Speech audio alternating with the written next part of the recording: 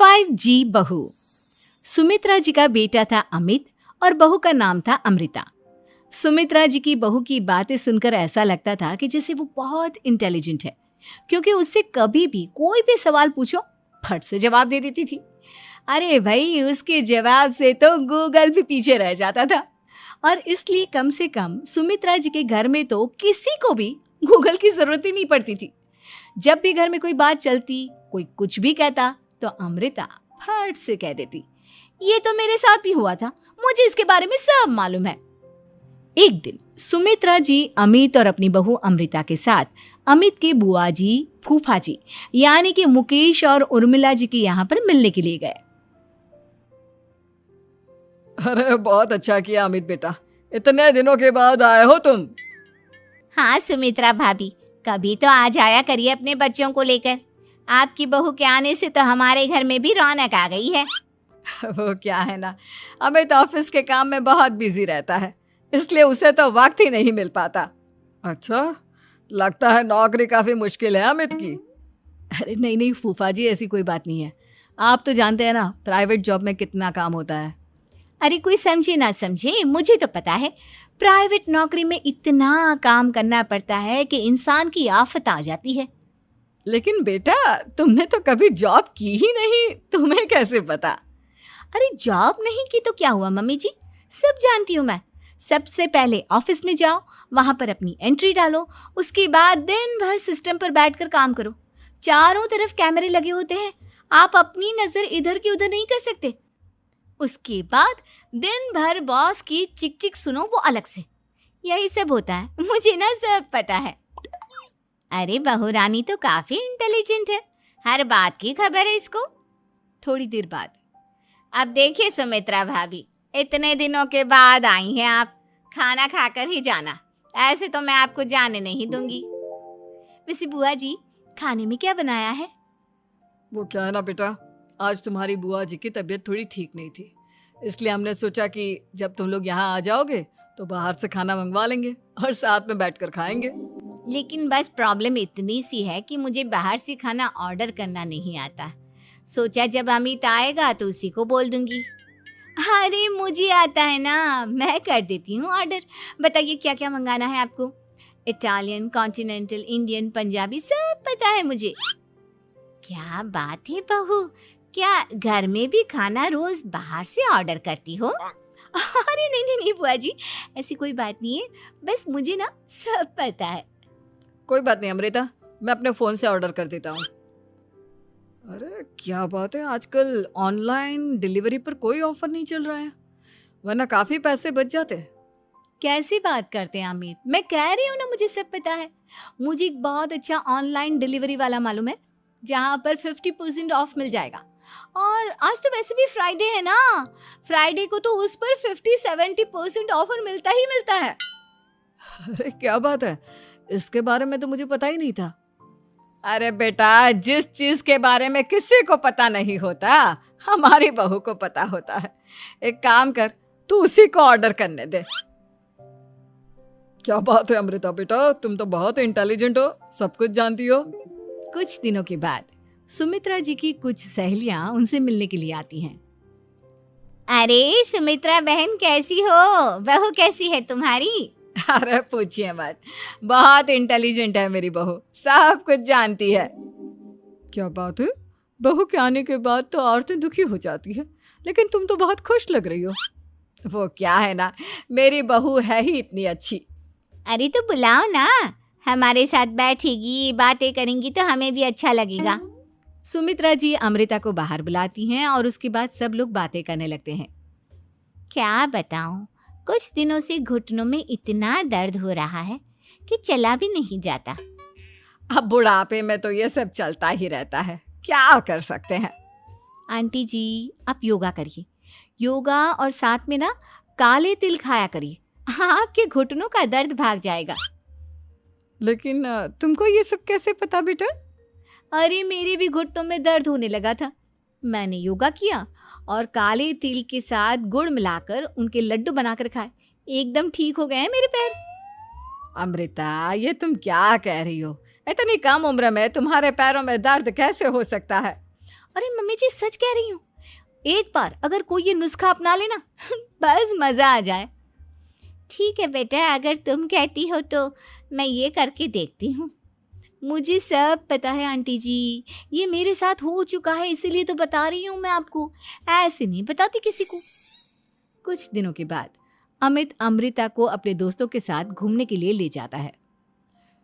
क्या यार, क्या जिंदगी हो गई है। सारा दिन ऑफिस का काम करते रहो, अपनी हेल्थ पर तो ध्यान ही नहीं दे सकते। अरे क्यों नहीं दे सकते अपनी हेल्थ पर ध्यान, सब दे सकते हैं। इंसान चाहे तो कुछ भी कर सकता है। क्या बात है भाभी, आप इतनी श्योरिटी के साथ कैसे कह सकती हैं? अरे आजकल ना एक से एक एप्लीकेशन है मार्केट में, और जानते हैं उसमें कुछ एक्सरसाइज तो ऐसी बताते हैं जिन्हें आप अपने ऑफिस में बैठे बैठे, मेरा मतलब लैपटॉप पर काम करते करते भी कर सकते हैं। अमृता, ऐसी एक्सरसाइज के बारे में तो मुझे भी नहीं पता था, तुम्हें कैसे मालूम?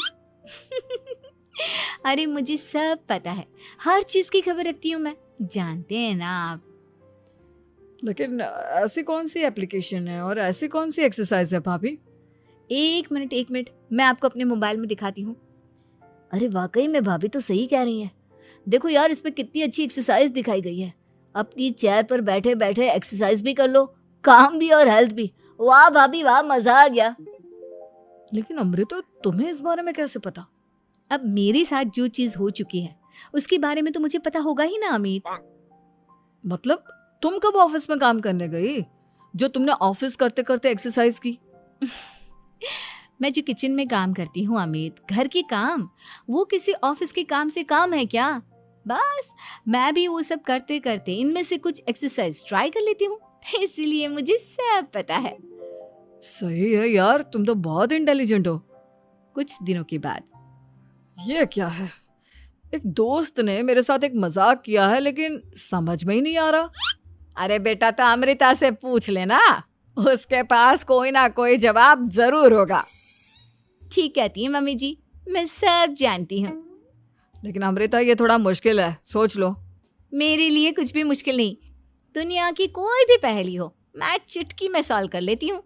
अच्छा ठीक है, देखो मेरे दोस्त ने मुझे एक खाली पेपर दिया है और कहा है कि इस पर उसने मेरे लिए कुछ मैसेज लिखा है। अब एक बात बताओ यार, खाली पेपर पर, आई मीन जिस पर कुछ भी नहीं लिखा हुआ, उसे मैं कैसे पढ़कर बताऊं? अरे बस इतनी सी बात, इसे तो मैं चुटकियों में सॉल्व कर दूंगी अमित। लेकिन कैसे बहू, इस पेपर पर तो वाकई में कुछ नहीं लिखा हुआ, एकदम खाली पेपर है, कैसे, क्या पढ़ोगी तुम? अमित, एक छोटा सा काम करो, जल्दी से एक मोमबत्ती लेकर आओ। अरे बहू, पेपर में आग लगाने का इरादा है क्या?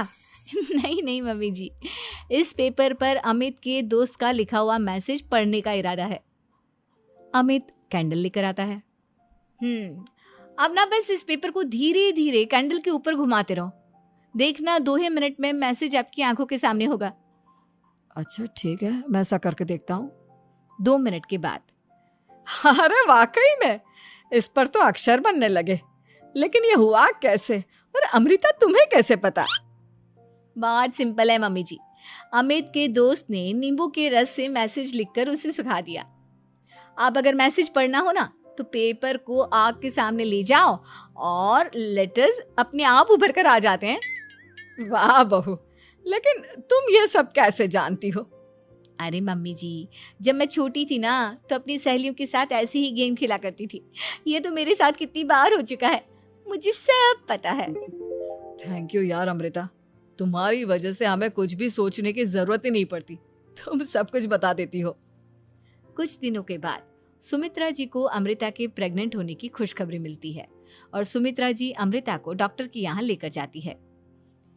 देखिए सुमित्रा जी, आपकी बहू की तबीयत बिल्कुल ठीक है, किसी भी तरह की चिंता करने की कोई ज़रूरत नहीं है, लेकिन हाँ, उनको आयरन वाली डाइट खाने की बहुत ज़रूरत है।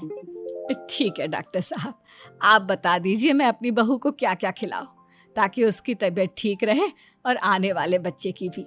अरे मम्मी जी, इसमें डॉक्टर से पूछने की क्या ज़रूरत है, किशमिश है, अनार है, पालक है, ये सब खाना चाहिए, आयरन का लेवल बिल्कुल बराबर रहता है। अरे वाह, आपकी बहू तो सब कुछ पहले से ही जानती है। ये तो बहुत अच्छी बात है। देखो, आयरन के साथ तुम्हें कैल्शियम भी खाना होगा। जानती हूँ मैं, अगर आयरन की खाली सप्लीमेंट लेते हैं और कैल्शियम नहीं लेते तो बॉडी उसे अच्छे से एब्जॉर्ब नहीं कर पाती। सब पता है मुझे। बहू ये भी मालूम है? हाँ मम्मी जी, आप तो जानती है ना, मुझे सब पता है। आपकी बहू की बातें सुनकर अच्छा लग रहा है। मुझे ऐसी बहुत कम लड़कियां मिलती हैं जिन्हें इतनी नॉलेज होती है, सारे सवालों के जवाब देती है। और हमारे इंडिया में तो वैसे भी हालात बहुत खराब है।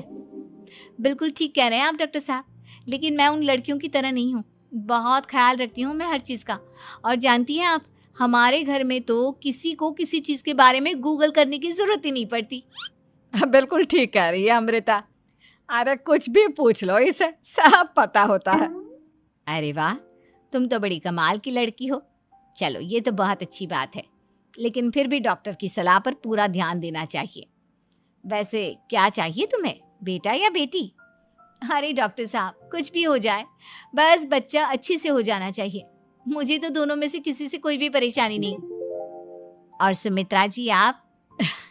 डॉक्टर मैडम, मुझे तो लड़के और लड़की में कभी भेद करने की आदत ही नहीं है। पोता आए या पोती, मेरे लिए तो दोनों एक बराबर है। सुनकर अच्छा लगा। वैसे आप जानती हैं, हमारे यहाँ पर तो लोगों को बड़ी बेचैनी रहती है ये जानने की कि पेट में लड़का है या लड़की, लेकिन विदेशों में ऐसा नहीं होता। हाँ, वहाँ पर तो सब कुछ पहले से ही बता देते हैं ना। ये भी कोई बात हुई भला? लेकिन तुम्हें कैसे पता कि वहां पर सब कुछ पहले ही बता देते हैं? अच्छा हाँ, तुम तो सब कुछ पहले से ही जानती हो ना। तुम्हारे साथ तो सब कुछ पहले से ही हो चुका होता है। नहीं मम्मी जी, ये तो मेरे साथ पहली बार हो रहा है, इसलिए मैं ये डायलॉग नहीं बोल सकती। अमृता की बात सुनकर सुमित्रा और डॉक्टर दोनों हंसने लगते हैं।